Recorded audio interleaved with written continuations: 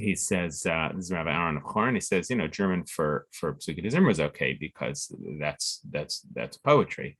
So you need to understand it. But for Shema and the Amidah, you should keep it the way it is. That's how Chazal created it.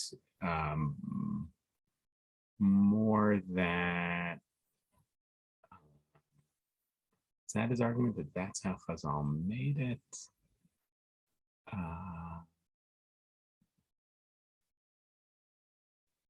It seemed like his argument was so much for that when he was arguing for the Amidah and the Shema in Hebrew. It seemed more like he didn't want to change that. Like that's tefillah. It wasn't a mystical approach, but it was more. I think also he has a sense that you can understand the Shema and the Amidah more, but when it comes to the Zimra, it's much harder. And then he started talking about instruments and how the dignity to them.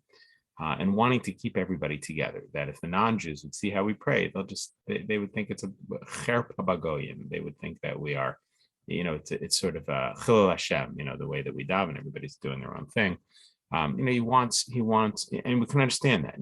Germany in 1820 is a place where they understand nobility.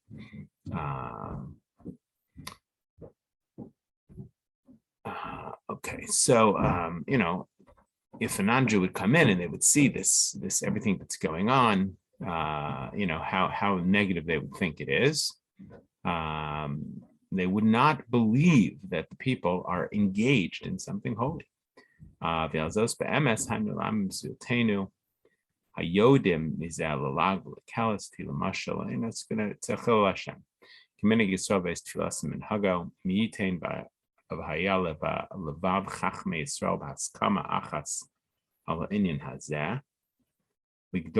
if only all of the rabbis would come together and say we need to change, right? He's saying, I think he's saying this now to sort of the people to the right of him, right? He's saying, you're so concerned about the reform. Why aren't you concerned about the balagan that's going on in the synagogues? Why don't you all come together to criticize the Orthodox for the way that they treat prayer?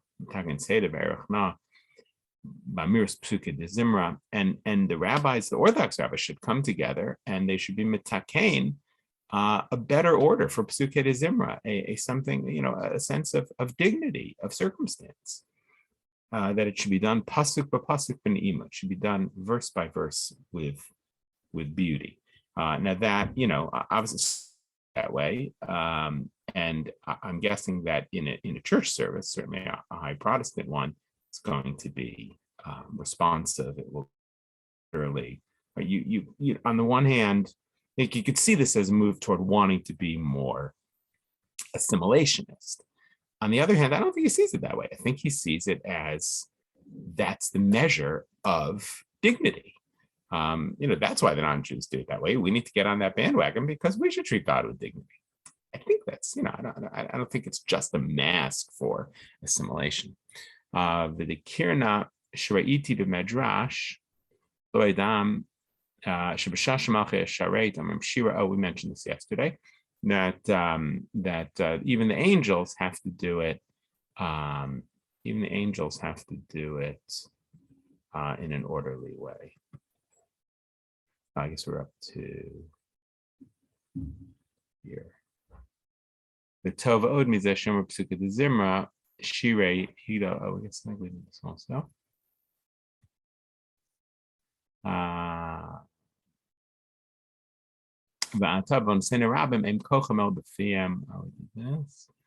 He's talking again about the how it needs to be more structured and I think his sense is that that's what the reformers. Now, is that really what the reformers have in mind? Is an interesting question, right? The question you have to also ask with all of these Orthodox rabbis who are being asked for these tshuvot is, do they understand reform? What does it even mean to understand reform in 1819? In his own mind, is this sort of again, anachronistically, is this sort of modern Orthodox, he's trying to make tikkunim that are going to be better, or does he realize, what it could easily become, that, 10 years hence, they're going to deny circumcision, כבר כזב האחרון בפסוקים שמפיו אנו חיים הוא מוסכים שאסר חוקס הגויים הוא. So what about Chukas Agayim? So he touches on that, right? Because that's going to be the big criticism of the Hamburg Besdin. Obviously, it's going to be a big part of it. Is Chukas Agayim. This is the way of the non-Jew. So he says when it's, and we saw this, the original source of this was the Marik. A lot of people quote that that when it's a chok that's without reason, that's imitating the non-Jew. But when it has a reason, when it has a reason, if it seems like it's darkeho emori, it's something the non-Jew does, it's a superstitious thing, you can't imitate that. When it has an obvious and logical reason, that's not called imitation of non-Jew. Davar shenoda shemolatila tamo matok lain ro, when it's something that's a good thing and it has a purpose. Shederech hashir b'niimot, so you're making the songs better. Hanigun miklei zemer, and you're playing from instruments, which is humasugal. That's a beautiful thing. L'orot hanefesh, that's how you inspire people. Shtigva ofal kanfei atzir v'rayon techsemach shaval kol hamonaim otam, and that will help to focus us on prayer.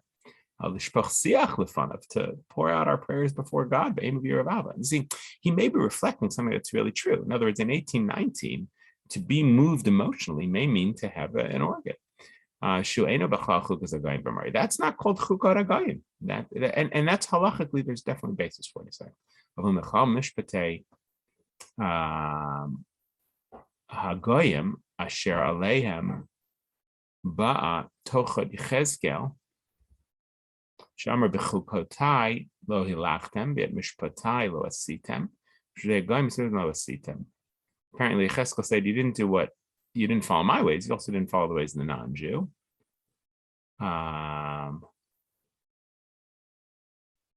Interesting. I think what he's arguing is that from Yechezkel is that you're supposed to imitate the non-Jew when it's things that are helpful. Shemetukanim shebahem shalavichaveyaget nevuenu kimefursam bekama mekrot. That I think what he's saying is that this is grounds for drawing things from the non-Jew that are productive. Tomer ahuva hayiti b'meha avot ve'achshav snua. So if you'll argue, so this is, we saw this before, that there was things that our avot did, and then later on they became darka ha'amori, they became things that were considered superstitious. And then you shouldn't do them, even though Abraham did them. You can imagine, we try to split animals and do a brit ben basarim to honor God. That would be considered idolatrous. He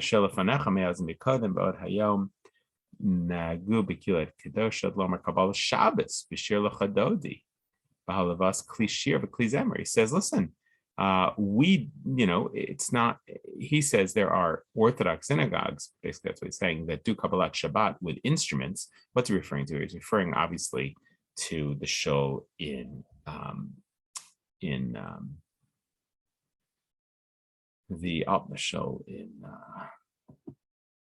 Prague, right? In other words, in Prague, they did have, and we saw actually the Sidur that had Al-Chadodi with music.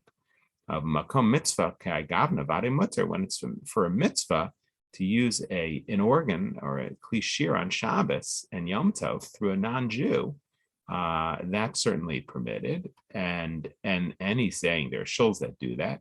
At least there's one or two in Prague that we know of. He doesn't mention that. And he quotes the halacha in Orach Chaim that says that you can ask a non-Jew for purposes of mitzvah to play an instrument. So what about the issue that's been criticized of the Hamburg Temple, that it's lo siskodedu, that they're creating different shuls in one city with different customs? And that should be forbidden. I mean, we know that that's true of tefillin. For instance, tefillin on Chol HaMoed, not just to have a shul where some people wear and some people don't, because it looks like the Jews are in different camps. Looks like the Jews disagree with each other. We don't want to have that. And that's supposed to have two different courts in one city that have a different opinion.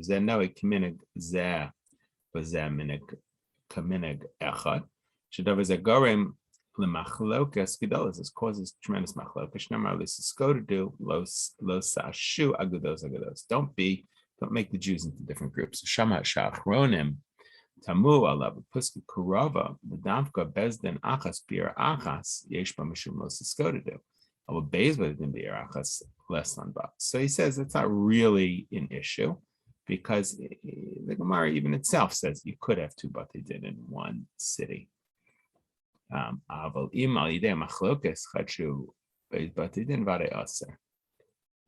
He charva ireinu v'garma g'lisenu v'adayin asatim raki b'neinu. It's this is the shalom.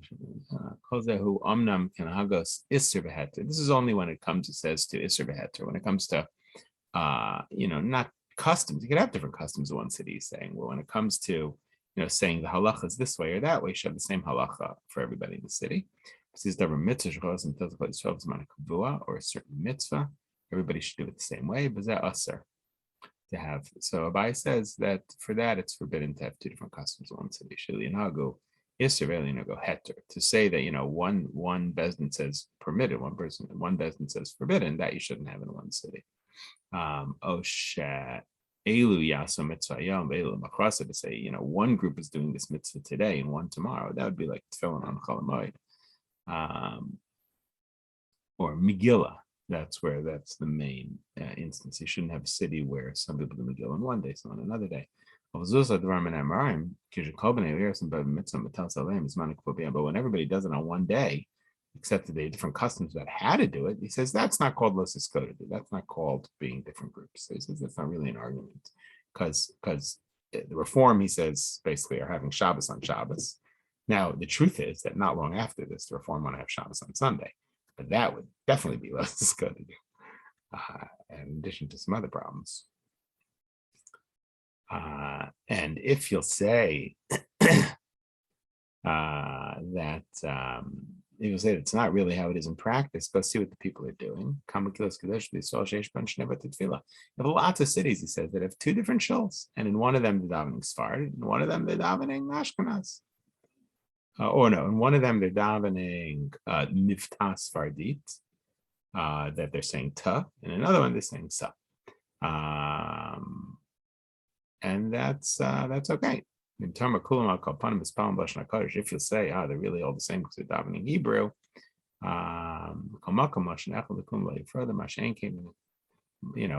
but maybe you'll say it's a much bigger problem if one shul's davening in German and one's davening in Hebrew.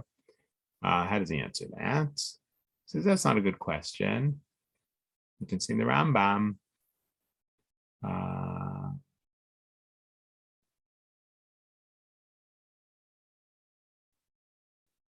And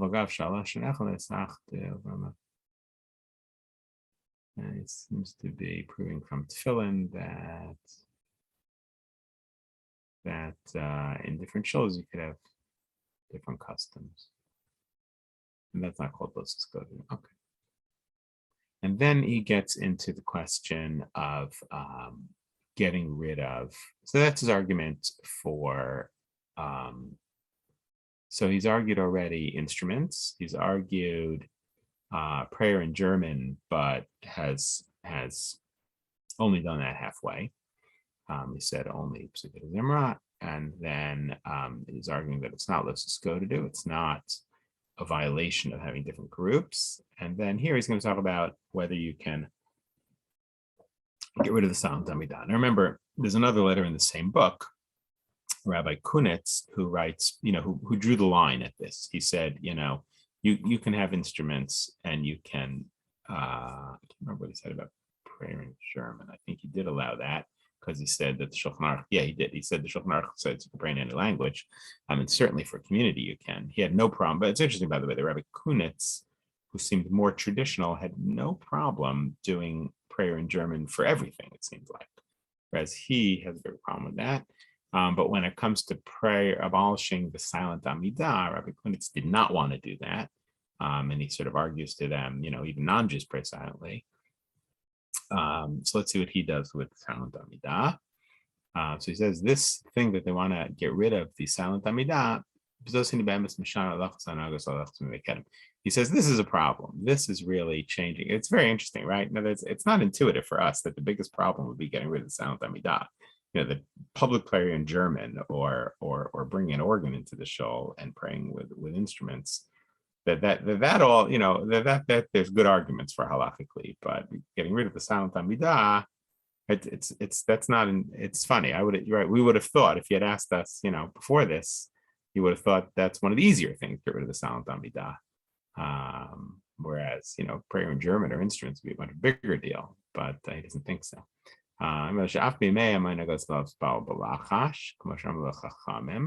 He says, listen,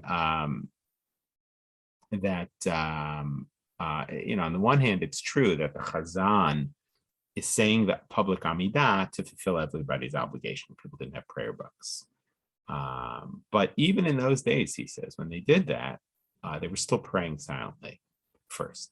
As the rabbi said, L'dvarcha lamar etzivim mispalim, Uma shehevi ha-beis Yosef Arachayim Shem Harivash Sheb Igron Lanogu Kain. Apparently, there was a place where they did not do the silent Amidah. I couldn't find this, where this quote was, that in Igron, they did not do the silent Amidah.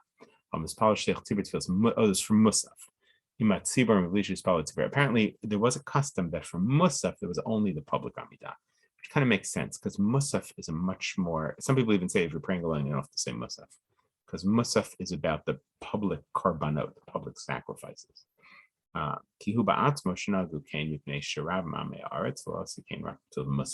he says, no, that was only done for Musaf on Rosh Hashanah. You can't bring a proof from there to do that all the days of the year. And that was partly Tirchat Tzibura because it's so long and it was so new and they couldn't all pray it. And that does not mean that we should get rid of the silent Amidah. He says, I know that there are in the Hamburg temple Chachamim that are experts in halacha and in derech eretz and in drashim. So I want to judge them favorably, he says, and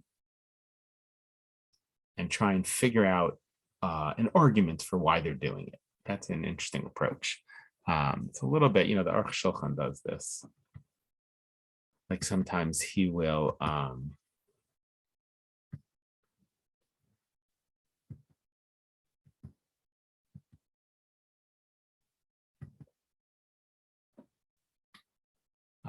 sometimes the Aruch HaShulchan will say, we'll try and make halachic decisions in order to justify what people are doing. Because what the Jews are doing is very important. So over here, he's saying you really shouldn't get rid of sound Amidah, but the fact that they want to do it, the reformers, and they're Chachamim, it's interesting that, right? And they are at this point. They are traditional Chachamim. He says there must be a good way to permit that, and so he wants to look into them. It's an interesting approach rather than the Chassam Sofer's approach of like put up all the walls. So we will continue a little bit more of this. Oh, so Monday, I'll send an email, but Monday I won't be here, but then Tuesday I should be okay. Have a good Shabbos, everybody. Good Shabbos. Shabbos. Thank you. Shabbos.